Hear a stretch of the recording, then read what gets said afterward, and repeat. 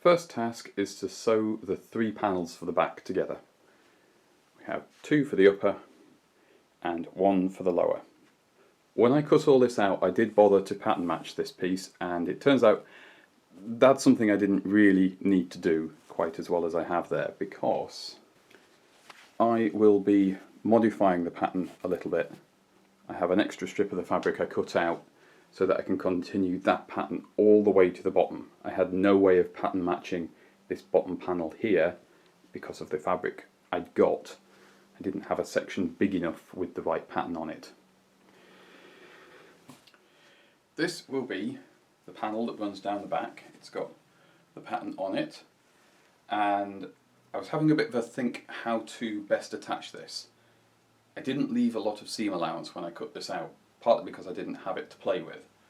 So I've pressed the edge using the actual print as a guide, and I will top stitch that very carefully onto the back panel.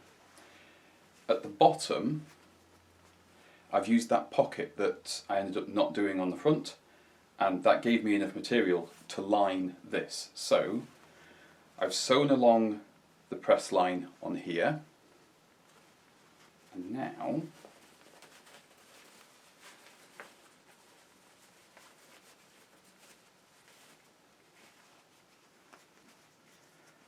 obviously I'll give this a press as well, but that means that I've got a nice sealed edge both sides for the belt loop when that actually goes on. So that can be sewn on the bottom, and I'll only top stitch the sides of it where I need it, and that gives me a nice hidden belt loop. And this lining material should also help just let the belt slide a little bit easier. All sewn and pressed, and I am very happy with how this looks. I think that's very smart. Now, where I didn't deviate from the pattern is the 2 back panels here were sewn together, and the bottom panel here. It is very difficult to see which panels are which, I appreciate that. Was sewn together along the bottom line, and then the seam pressed up, clipped on the inside because it is a bit of a curve, and top stitched. Normally on the back you would make a belt, and you would then sew that belt onto the coat here, and that would pull around the front. But I bought a belt for this, and I'll show you the belt properly at a later date. But for now, that is where the belt loop is, and that will just support the back of the belt and stop it dropping. And it's a good, smart solution. There's no fiddly belt loops to make, it's just this section here, and I'm delighted about that happy accident. To help explain the construction a bit better, this is the inside of the fabric, and on the pattern originally, instead of folding out your seam allowance here flat, you would have pressed it to the left and top stitched it down.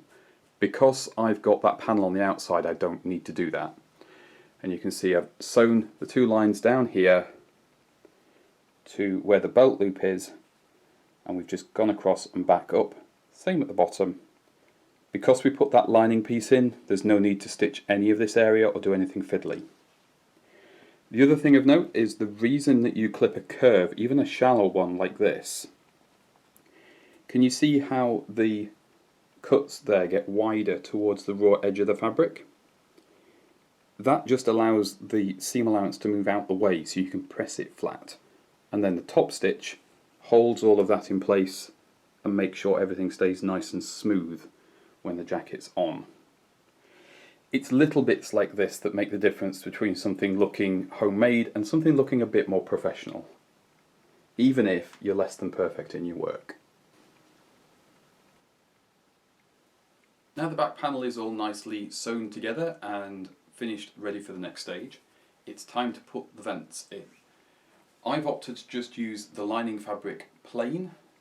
I'm not using any quilting on this, and I don't know, it just felt like if it was quilted it'd be too bulky for this area, and I didn't want to use this fabric because I wanted the contrast of it. These don't always show, they're more to give you room and movement in your shoulders, so you won't see them all the time, just some of the time, and I think this will be a lot more fun. pay attention when you pin it on to which piece is which.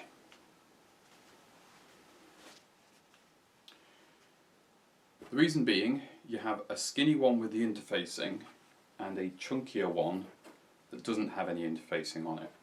So do pay attention to your pattern. As long as you follow the instructions in the pattern, you should be perfectly fine. There are, to help you, some notches for alignment. So we have a little one here on the armhole, and there's another one down here where it joins the side seam. And you'll find there's a couple more on here, and this will help you when you put the larger piece on, so you'll be sure everything will line up properly. Once you've sewn these on, you need to clip the curve here, because this will be turned to the inside, and if you don't clip that curve, you'll end up with a weird, bulky, messy seam, and that will help you an awful lot. Turn it, press it, and top stitch it, and then we're ready for the next stage. Now that I've got the inner piece here sewn in and top stitched and pressed, I can do the larger piece of the vent, which again we're following the instructions in the pattern there. You just line up with your notches on here, and we're only sewing this curve. You're not sewing the top edge, and you're not sewing the side down here. The only thing that I feel was a bit of a mistake on my part was that when I did the top stitching, I probably should have changed the inside stitch to the hot pink I've used on the lining. However, because of the way this section lies, this won't ever really open up and be seen. So rather than redo it, I'll just leave it as it is. Sometimes it's just hassle doing things absolutely perfectly like that. It's good enough.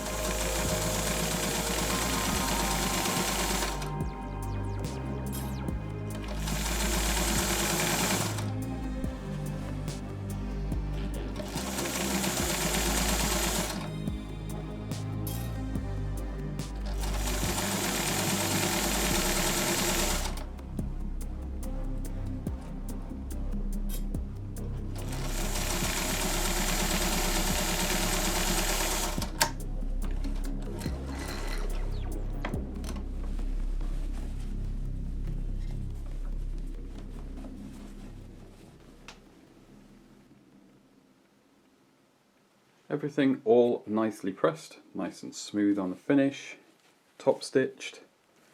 Also, when you sew this larger piece in here, you don't need to clip the curve as you did on the first piece, because you don't turn it inside out.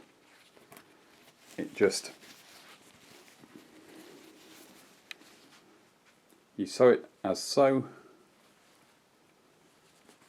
and then you just press it flat, because that's how this section goes. It sort of doubles back and does that. One last job, which is just to sew the shoulder seam up here, and then we'll be ready for the next stage of fiddly work, which I think I shall save for the next video. So hang around just a moment longer, I'll do this seam, and then we'll get a proper overview of where I'm at with this. This marks the end of the video. I'll show you around this in a moment. Thank you for watching all the way through. If you have, I do appreciate it. And of course, don't forget to leave a like and a subscribe and all that algorithm stuff. Oh, and if you look in the description, there's ways to help support the channel. I know I'm only tiny, but any little purchases there will definitely help. We are now at the point where the next stage is some really fiddly work. We've got the epaulets to do, the collar to do, some more press studs, the sleeves. There's still quite a bit of work to go into this thing. This is the problem with these kind of garments. They take a long time to build. But I am very pleased with how it's come together so far. As I'm seeing the whole thing come into focus, it's looking more and more like it did in my imagination, so I'm very happy about that. We've got the belt loop in here, which was a happy little accident. This is lovely. I really like how this looks on the back actually. I think that's really nice and clean. The vents are nice and smooth. I mean, they're not massive. I've seen bigger vents than this on coats, but it does the job. It looks the part. And these are actually a lot more visible than I remembered when I did the mock-up. So you will always see them, but I think that's fine. The side panels aren't on yet. That will come later. We have to do all of this top fiddly stuff before we can put the side panels on, and that has to be done before the sleeves go on. And of course, everything on the front works. So we've got the zipper pockets, we've got the main zip up here, which will allow the lapels to fold out and give you that distinctive biker jacket look. If you want to stay up to date on this, best thing to do is subscribe. I'm such a small channel at the moment that I will probably disappear and you won't be able to find me again. And of course leave a comment. Let me know what you think of this process, if you've learned anything, if there's things you prefer to do, or in fact if you've used this pattern as well. I'm finding it a pretty good pattern for the most part, but because I'm doing my own thing a little bit, I'm probably making my life harder than it really needs to be. Anyway, thank you for watching. I will hopefully see you next time. It's every Tuesday at 3 PM BST at the moment, UK time, is when the videos go live. And we'll just have to wait and see what next week is. I think it's one of the cars again. Anyway, bye for now.